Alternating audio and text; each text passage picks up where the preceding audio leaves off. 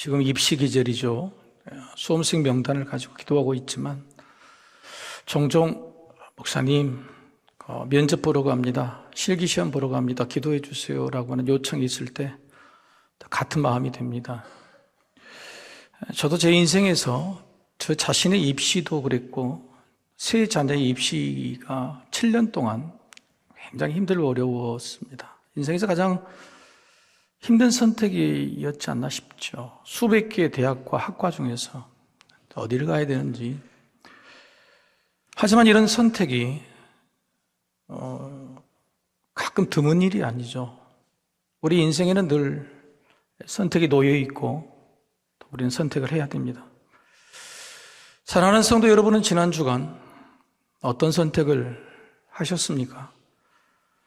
선택하기 전에 어려움과 불안은 없으셨고 또 선택하신 다음에 후회는 또 없으셨습니까? 중요한 선택만이 아니라 아주 사소한 선택도 쉽지 않습니다. 식당을 고르고 식사 메뉴를 고르는 거 쉽지 않죠. 누군가에게 마음을 표현한 정성의 선물을 고른 것도 쉽지 않습니다. 오늘 누군가 만날 때 입고 갈 옷, 복장 같은 거 선택하는 것도 어렵습니다.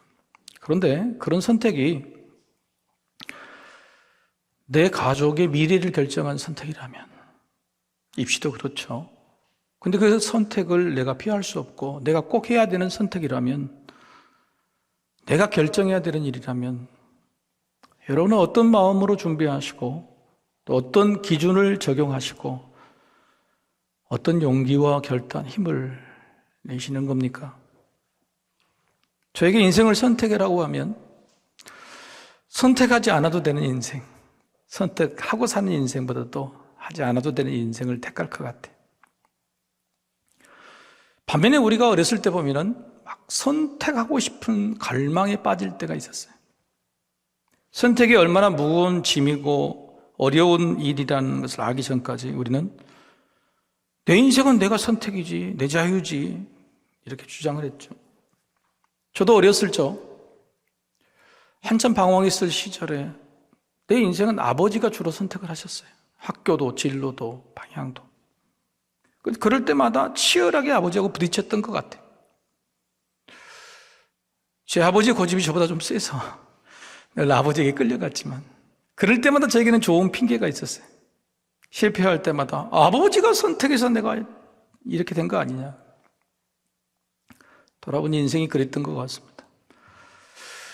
지금 이 나이가 돼서야 선택의 자유가 그렇게 중요한 것이 아님을 알게 됐습니다.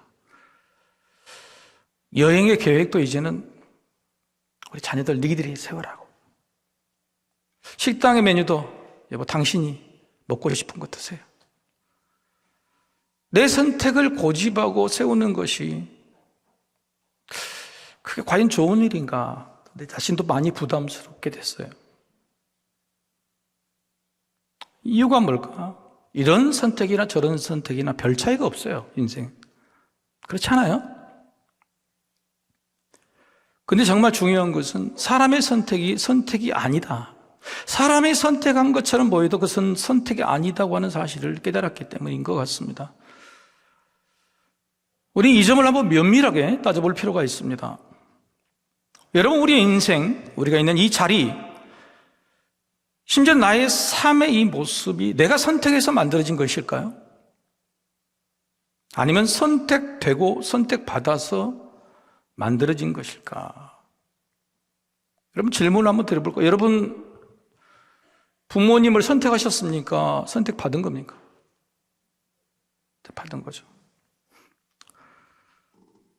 여러분 얼굴은 선택받았습니까? 여러분이 선택하셨습니까? 여러분 얼굴을 선택할 수 있다면 이 얼굴로 살고 싶은 사람 한 명도 없을 거예요. 그죠? 난 이 얼굴로 살고 싶다. 옆에 앞에 한 분 계십니다. 자랑스러우신가 봐요. 여러분, 우리 인생이 중요한 것은요, 우리가 선택한 게 별로 없어요.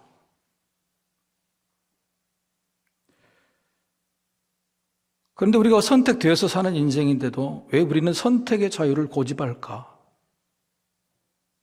따라서 우리 삶을 솔직하게 되돌아보면 팩트는 뭐냐면 선택이 아니라 선택된 삶이에요.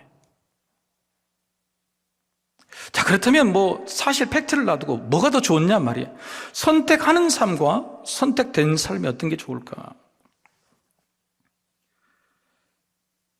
내가 선택하는 삶이요, 선택하기 전에는 불안한 것 같아요. 겁신하고. 선택을 했다고 나서도 후회가 많이 생겨요. 후회가 참 많은 것 같아요. 내가 자유로이 선택한 인생이 그런 것 같아요. 불안해.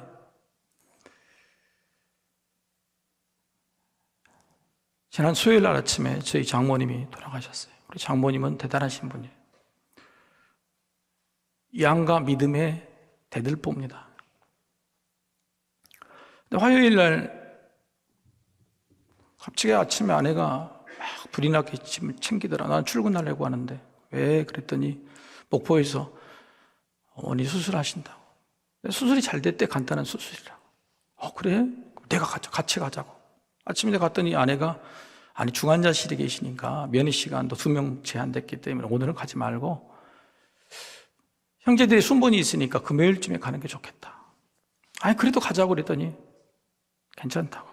그럼 금요일 날 가기로 했는데 그 다음날 아침에 돌아가셨어요. 갔어야 돼. 사회가 목사인데 수많은 사람이 임종 예배를 드려줬던 사람인데 정작 내 가정에 가장 소중한 믿음의 대들보, 우리 임종도 기도 한 번도 해주지 못해. 사람의 인생이 참 후회가 많아요. 여러분의 선택에는 후회 없습니까? 여러분 연예인들에게는 매니저가 있죠. 매니저. 여러분 매니저가 다 선택해 주잖아요. 오늘 입고 갈 옷, 코디가 다 해주고 일정, 운전 모든 거 다 해주잖아요. 여러분 얼마나 마음이 편해요. 그런데 그런 사람이 나를 믿고 서로 간에 신뢰의 관계가 쌓인다면 5년, 10년 동안 그 매니저하고 떠나가지 않는 아주 평안한 삶을 지낼 수 있을 거죠. 여러분 이건 해석의 문제일 수 있습니다. 그러나 내가 선택하는 삶이 아니라 선택된 삶이라고 하는 이렇게 해석을 한다면 삶이 많이 달라져요. 우리 이게 뭐가 좋냐? 삶이 달라져요. 첫 번째는 삶을 사는 마음, 삶을 사는 눈이 달라져요. 무엇보다도 삶을 대하는 용기가 달라져요. 이게 먹어야 되나 말아야 되나? 아니야. 이건 먹게 돼 있는 거야. 오늘 먹어야 되는 거야. 용기가 달라져. 대학교 앞에 가서 벌벌벌 떨지요. 근데 나는 여기 대학에 오게 돼 있어. 나는 선택받은 사람이야. 안 떠는 겁니다. 용기가 달라지는 거예요. 선택인가 선택받았는가에 대한 것은 해석을 넘어서 믿음이 되어야 되는 거예요. 여러분 이제 믿음과 신앙 이야기를 좀 해볼까요? 자, 여러분은 믿음을 선택하셨습니까? 아니면 선택받았습니까? 기독교, 천주교, 불교, 이슬람교 중에서 기독교를 선택하신 거예요? 아주 쉽게 그럼 여러분 광주 소석교회를 선택하셨습니까? 아니면 선택받았다고 생각하십니까? 선택했잖아요. 처음에는 대부분 선택했다고 생각합니다. 그런데 진짜 믿음이 들면 신앙의 성숙이 되면 이렇게 고백해요. 인도하셨구나. 하나님께서 택하신 곳으로 나를 보내셨구나. 목사 새끼가 장로 새끼가 그런 말 안 합니다. 이 교회는 사랑이 없다 어찌다 그런 말 안 해요.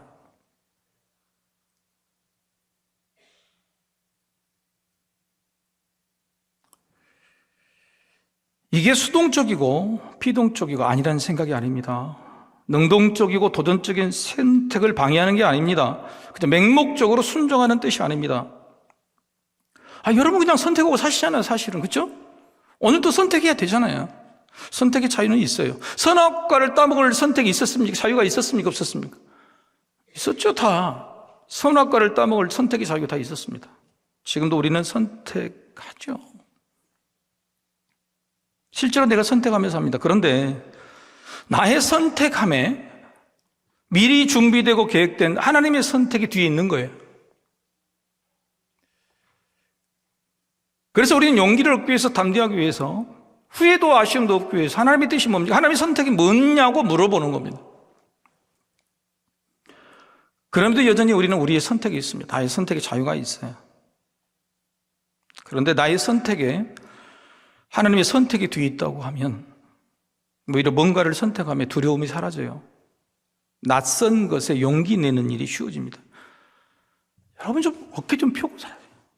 헐하는데 두려워하지 말고 낯선 것을 선택하는 데 대해서 용기가 나는 거예요. 왜? 하나님의 선택하신 것이 있기 때문에. 나를 선택받은 백성이. 그래서 세상의 문제를 넘어서 믿음의 문제.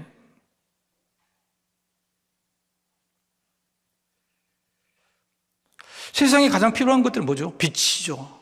공기죠. 물, 이런 것들이잖아요. 비 같은 거. 이런 것들을 우리가 선택해서 얻은 겁니까?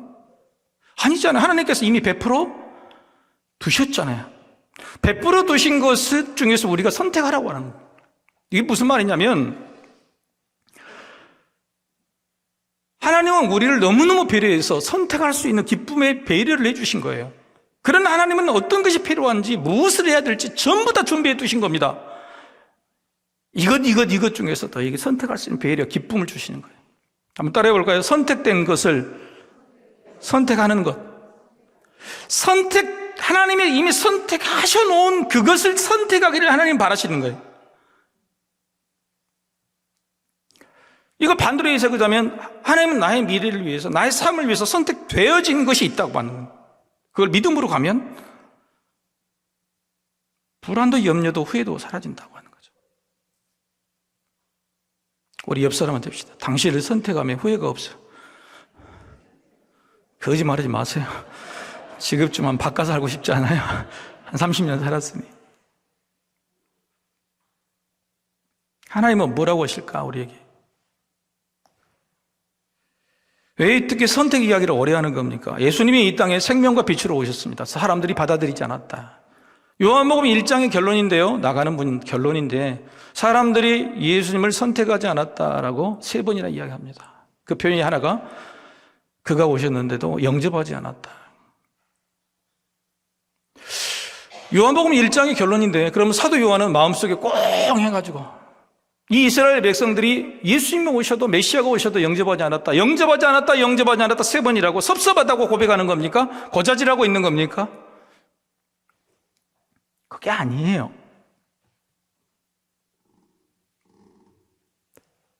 사도 요한이 꼭 쓰고 싶은 말은 11절 마지막에 이 단어를 주목해야 됩니다. 11절 마지막 같이 한번 읽어볼까요?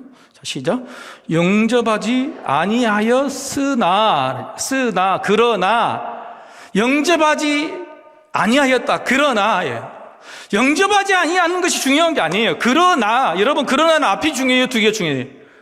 뒤가 중요하지. 그러나니까. 그래서 오늘 다음 주 본문에는 은혜 위에 은혜라고 말합니다.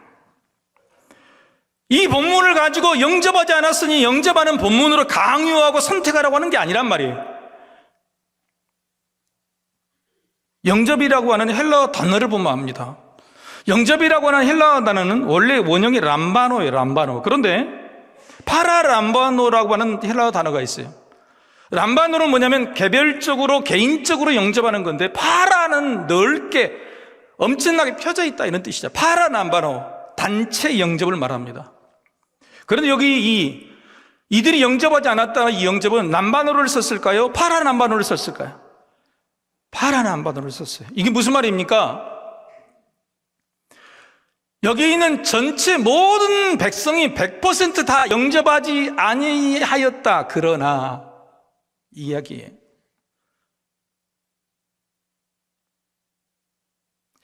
100% 다 단체적으로 영접하지 않았다. 그러나 개별적으로 영접할 사람은 있다고 하는 거예요. 지난주 설교를 사람들이 은혜 받았다고 그러면서 하는 말이 뭘 은혜 받았으면 그렇게 후레쉬가 은혜를 받았다고 하는. 정말 환장을 갔어요. 후레쉬마저도 기억 안 난 사람 있어요 혹시? 후레쉬 하나를 들고 제가 뭐라고 그랬어요? 그냥 이렇게 비치는 빛이 아니고 한 사람 한 사람 이렇게 딱 비치는 빛이라고 그랬잖아요. 100% 영접하는 것을 바라고 오시는 게 아니에요. 각 사람에게 비치는 빛이란 말이에요. 한 사람 한 사람, 그 한 사람이 나를 영접하는 것, 그걸 보고 오시는 거예요. 그래서 여기는 남바르고 아니라 바라는 안 보여요. 단체적으로 100%는 영접하지 아니하였을지라도 나는 저 한 사람, 나를 받아들이는 그 한 사람. 그래서 그러나 여러분, 용서하기로 작정하고 이 땅에 오신 분이 야, 니 나 영접 안 해줬지, 대접 안 해줬지, 너 나 선택 안 해, 그러실 것이냐 말이에요. 영접하지 않을 줄 이미 알고 오셨습니다. 이미 영접하지 않을 줄 아시는 마음으로. 그래서 사람들이 이렇게 표현해요. 여러분, 사도 요한은요, 요한복음을 쓰면서 예수님에 대한 표현을 아주 선정을 기가 막혔다 그랬죠. 생명, 빛, 말씀. 그런데 예수님에 대한 이런 단어 표현뿐만 아니라 사람들에 대한 단어 표현도 굉장히 소중히 여겼어요. 왜냐하면 그 사람이 얼마나 소중하셨으면 하늘 보좌를 버리고 이 땅에 오셨을까. 그래서 여러분 어떻게 표현하냐면 11절 같이 한번 읽어볼까요? 11절 자 시작. 자기 땅에 오매 자기 백성이 영접하지 아니하였으나. 여러분, 영접하지 않았으면 뭐라 그래요? 자기 땅에 오매 썩을 놈들이 영접하지 아니하였으나. 자기 땅에 오매 나쁜 백성들이 영접하지 아니하였으며, 자기 땅에 오매 교만한 백성들이 영접하지 아니하였으며, 자기 땅에 오매 무지한 백성들이 영접하지 아니하였으며. 이렇게 기록해야 되는데 뭐라고요? 자기 백성이에요. 자기 백성. 자기 백성입니다.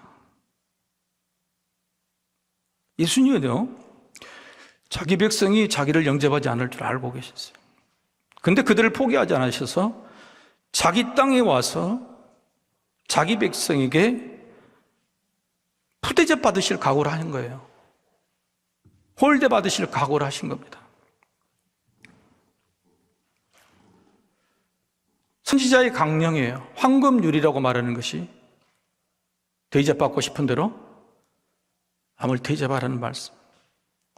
나는 세상에 대접받으려고 온 게 아니라 대접하시러 왔다고 하는 주님의 말씀. 그게 요한복음 결론은 마찬 같은 거예요. 영접하지 않았으니 너희는 버린다? 선택하지 않았다는 말이 아니라 너희가 나를 영접하지 않을지라도 나는 너희를 선택했으니 버리지 않을 거다. 대접하러 오신 겁니다. 여러분, 교회에서도 교회를 선택했다고 하는 사람의 특징이 뭐냐면은 대접받으려고 그래요. 대접받으려고. 내가 이 교회가 아니면 다른 게 또 있지. 내가 누군데 나를 대접 안 해줘?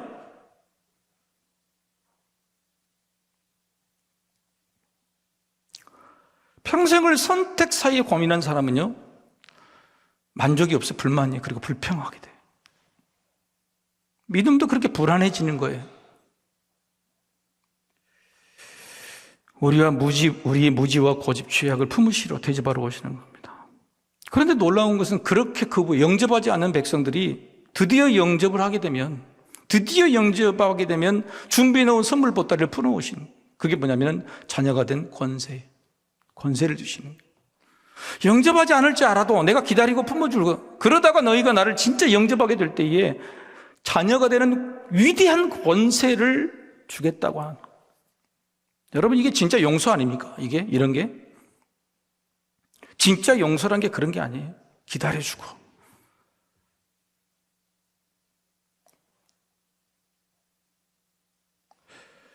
여러분, 알파코스를 시작합니다. 알파코스의 섬김이가 되는 것이 우리의 선택입니까? 아니면 하나님의 선택입니까? 굉장히 지금 찔리죠? 하나님이 우리를 선택하셔서 복을 주시려고 하는데 힘들다고, 어렵다고. 우리의 선택이라고 그러면 하나님이 그랬어요. 네 오른손이 복이요 왼손이 저주라고. 네가 선택하는 건데 복을 선택하기를 원한다. 여러분, 섬김이는 그렇지만 게스트는 뭡니까? 게스트가 알파코스에 참석하는 게 하나님의 선택일까요? 게스트 자신의 선택일까요? 하나님의 선택이에요. 그래서 여러분, 섬김이 여러분들이 부담 가지실 필요가 없어요. 저 사람이 알파코스를 통해서 구원을 받든 안 받든 그건 하나님이 선택하는 하나님의 몫이.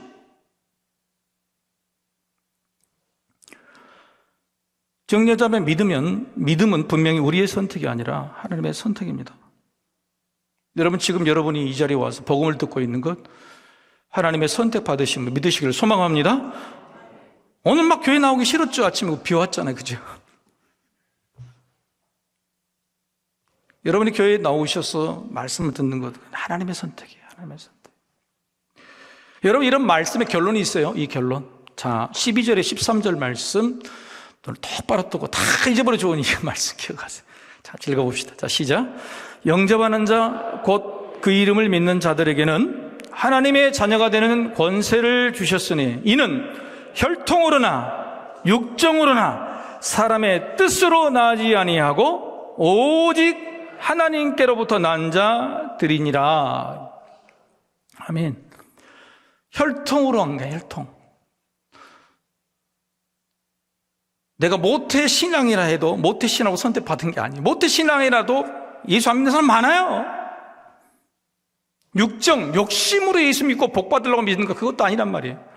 그리고 사람의 뜻으로도 안 되는 거란 말이에요. 누구로요? 오직 하나님께로부터 난 자들, 선택받은 자들, 택함받은 자들이다. 할렐루야. 여기 와서 주님을 영접하고 예배드리는 여러분의 인생은요, 하나님께로부터 난 자들이다. 하나님의 선택을 이미 받고 있는 사람이 여러분의 삶도 그렇다. 이런 확신이 있다면 뭐가 그래?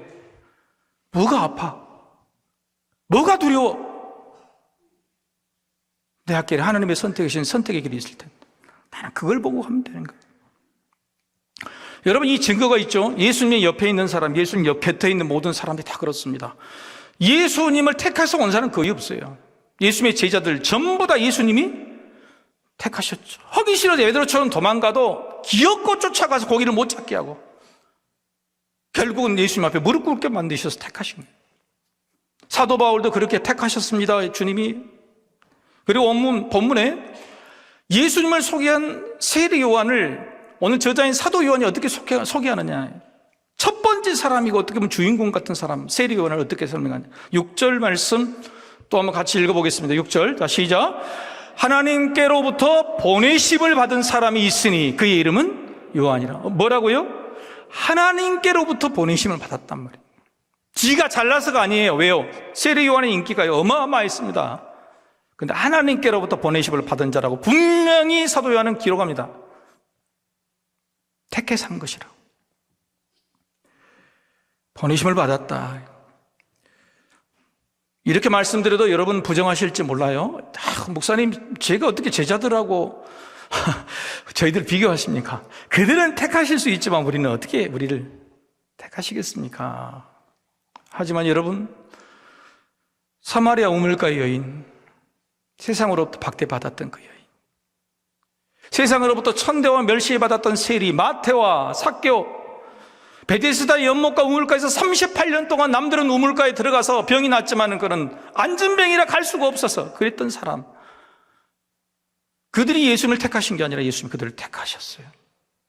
우연처럼 보이는 일, 그런 일도 예수님이 일부러 찾아가셨고 일부러 복음을 전해 듣게 하셨고 일부러 만나고 우연처럼 가정하신 일들이 대부분인 거예요. 나는 내가 택함 받음을 모르겠다.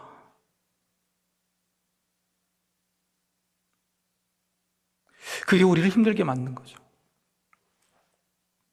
여러분, 제가 저를 잘 알아요.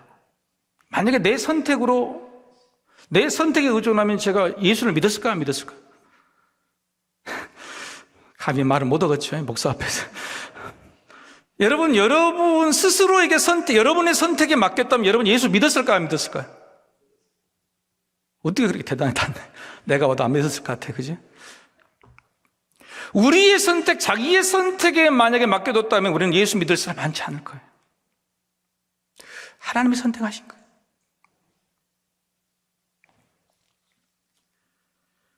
여러분, 선택받는 것이 좋은 것입니다. 그게 자녀된 권세예요. 자녀된 권세.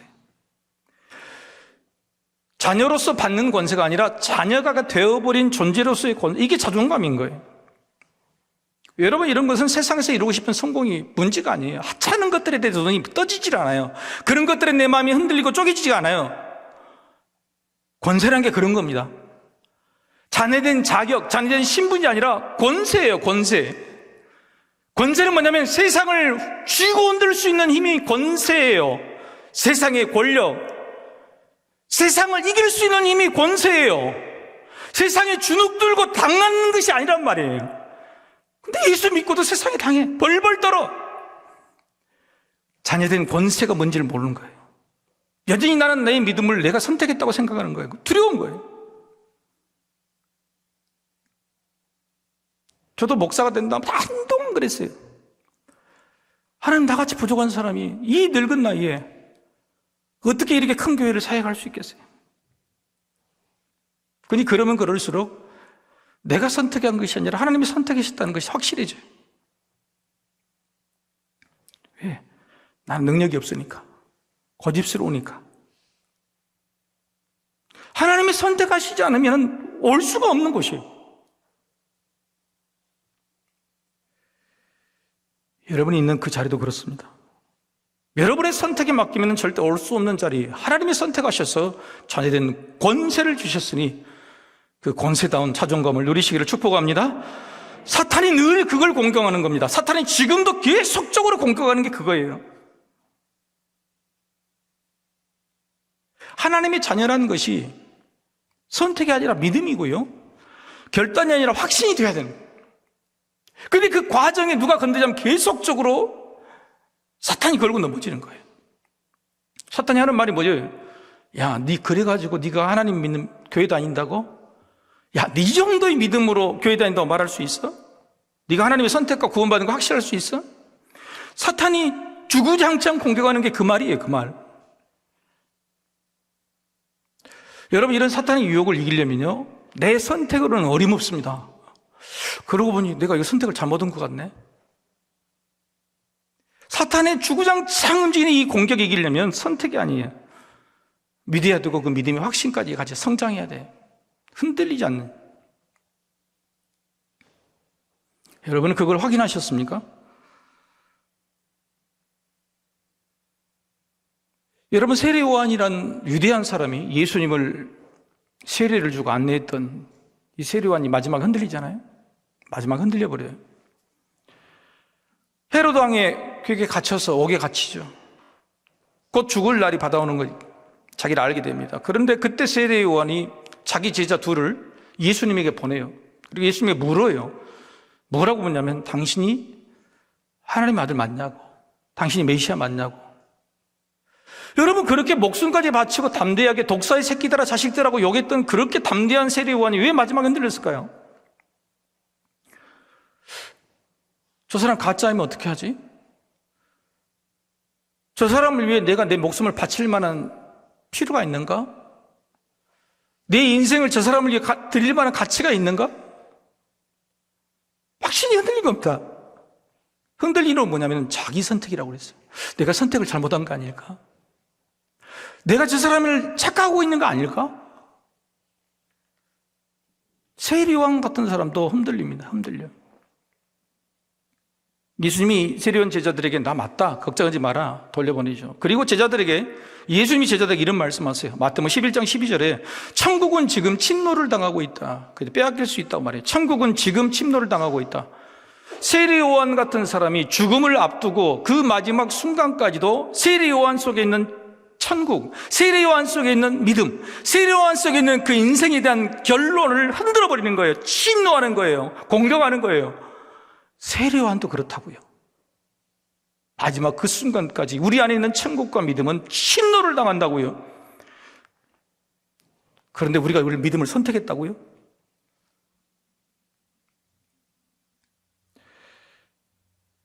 사랑하는 성도 여러분, 오늘 결론적인 오늘 설교의 말씀의 문장을 같이 한번 읽어보십시다. 선택된 믿음이 시작. 선택된 믿음이 아니라 선택된 믿음이어야 합니다. 붙든 인생이 아니라 붙들린 인생이 되어야 합니다. 내가 산 인생이 아니라 살게 하신 인생이 되어야 합니다. 그래야 평안입니다. 선택한 믿음이 아니라 선택된 믿음이고, 내가 붙든 인생이 아니라 내가 붙들린 인생이고, 내가 사는 인생이 아니라 오늘 또 살려주시고 살게 하신 인생이라고, 그럴 때 마음에 평안이 오고 감사하고 마지막 내 안에 있는 이 침노당한 싸움에서 이길 수 있다고 하는 겁니다. 여러분, 예수님을 생명나무라고 그러잖아요. 생명나무. 여러분, 나무가 어때요? 움직입니까? 한 자리에 심어서 움직이지 않고 부단히 자라잖아요. 나무가 자라서 그늘로 새들 곁들이게 하고 열매를 줘서 사람들이 유익하게 만들어요. 그래도 나무는 불평하지 않습니다. 바람이 지나가면 웃어주고 햇빛이 비치면 높이 손을 들어줘요. 환영합니다. 생명나무이신 예수님은요, 돌아갈 선택이 없어도 이 땅에 내려오셔서 이 큰 나무처럼 수많은 사람들에게 영접하고 맞아주시고, 우리도 그런 사람이 돼야 돼. 큰 나무처럼 누군가에게 배려하고 펴주고 깃들일 만한 사람이 좀 돼야 되는 거예요. 인생을 선택했다고 하는 가장은요, 그 가장 속에 있는 그 자녀들이나 같이 사는 사람 너무너무 힘들고 불안해요. 한 번 선택해서 선택에 대한 용기가 있고 분명한 확신이 있는 사람은 뒤에 따르는 사람이 너무너무 좋은 거예요.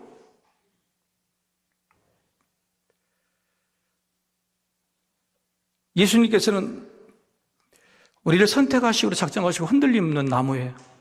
앞으로도 여러분에게 가장 좋은 때에 가장 좋은 것으로 주실 줄로 믿습니다. 저는 이스라엘 백성들이 너무 미울 때가 많아요. 아니, 하나님께서 연약한 우리 히브리 백성들을 헤브르라고 그래요. 헤브르는요, 떠도는 민족이에요. 당시 수많은 고대 근동의 위대한 민족들 사이에 보이지도 않는 민족이에요. 그런데 그 많은 민족 중에 히브리인들을 선택하셨어요. 그리고 가나안 땅이 없는 민족을 땅을 주신다고 끌고 가시잖아요. 그런데도 그걸 못 참고 우리의 선택이 틀렸는지 맞았는지 헷갈리고 딱 그러는 거예요. 그럴 때 모세가 인도하던 모세가 이스라엘 백성들에게 민수기 23장 9절에 이렇게 말해요. 하나님은 사람이 아니다. 하나님은 사람이 아니어서 후회가 없다고. 후회가. 하나님이 너무너무 보잘것없는 이스라엘 민족 너희를 선택하는 것은 전혀 후회가 없는데, 후회 없는 하나님의 선택 안에 너희에게 선택의 기쁨, 선택의 자유를 주셨는데 너희들은 뭘 선택할래? 오른손에는 복, 왼손에는 저주. 12명의 정탐꾼 중에서 흔들리지 않는 선택, 하나님을 향한 선택의 사람 두 사람, 여호수아와 갈렙만이고 나머지 10사람 전부 다 죽고 못 들어갔잖아요. 선택의 자유를 줬더니 그들의 결론이 뭐였냔 말이에요. 하나님의 후회가 없으시다는 것은 이 민족을 선택하신 것에 후회가 없다. 계획은 후회가 없는 겁니다. 그런데 그 이 안에 하나님의 선택에 동의하지 않는 사람, 믿지 않는 사람, 확신을 못하는 사람, 흔들리고 망하고 못 들어가는 겁니다. 사도 바울은요, 로마서 11장 29절에 그렇게 말해요. 하나님이 주시는 은사와 부르심에는 후회하심이 없다 해요. 사랑하는 성도들, 왜 후회하십니까? 내가 뭔가 지금 불안하고 불평하고 후회하고 있다 그러면 하나님이 나를 향해 베풀어 주신 인생의 여정, 앞으로의 미래에 준비된 모든 것들을 불신하는 거예요. 믿지 못하는 거예요. 그저 우리가 해야 될 것은 불안하고 의심하고 후회하는 게 아니에요. 하나님 후회하지 않으시니까. 나같이 연약한 자도 선택하신 것을 후회하지 않으시니까. 나같이 부족한 사람도 구원하기로 선택하신 것에 후회가 없으시니 왜 내가 나를 후회해? 그저 기도할 따름이에요. 하나님이 나에게 가장 좋은 것으로 선택해 주셨는데 나도 그 길을 선택할 수 있게 해달라고. 그 선택의 용기를 달라고. 불안하지 않고 후회하지 않게 해달라고. 여러분 마음 깊은 곳에서 바로 든든한 하나님이 선택하신 그 은혜 위에 은혜를 누리시는 여러분의 인생이 되기를 주님의 이름으로 축복합니다.